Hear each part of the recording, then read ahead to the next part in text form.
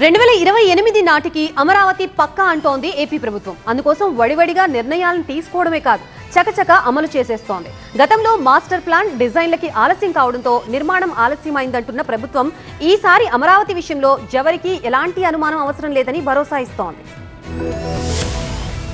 రాబోయే 3 years లో ఎవరికి ఎటువంటి అనుమానం అవసరం లేదు.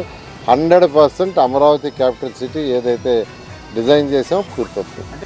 3 ఏళ్లలో అమరావతి సాకారం, ఇదే లక్ష్యంగా అడుగులు వేస్తోంది ఏపీ ప్రభుత్వం.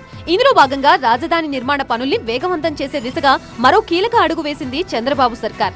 రాజధాని పరిధిలో అదనంగా 20,000 ఎకరాలకి పైగా భూమిని సమీకరించేందుకు రాజధాని ప్రాంత అభివృద్ధి ప్రాధికార సంస్థ అథారిటీ ఆమోదం తెలిపింది.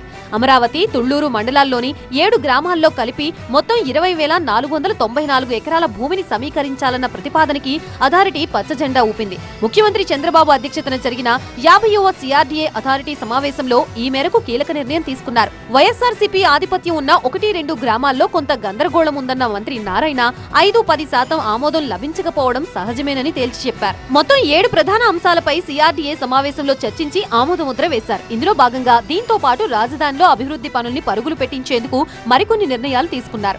మందడం, రాయపూడి, పిచుకులపాలెం వంటి ప్రాంతాల్లో హైడెన్సిటీ రెసిడెన్షియల్ జోన్లు, అభివృద్ధి ప్రాజెక్టుల నిర్మాణం కోసం ఆర్ఎఫ్పి పిలిచేందుకు అనుమతించారు. అమరావతిలో నిర్మించనున్న 5 స్టార్ హోటళ్లకి సమీపంలో 4 చోట్ల కన్వెన్షన్ సెంటర్లని నిర్మించే ప్రతిపాదనకి కూడా ఆమోదం లభించింది. 34,000 ఎకరాల రైతుల దగ్గర తీసుకున్నాము.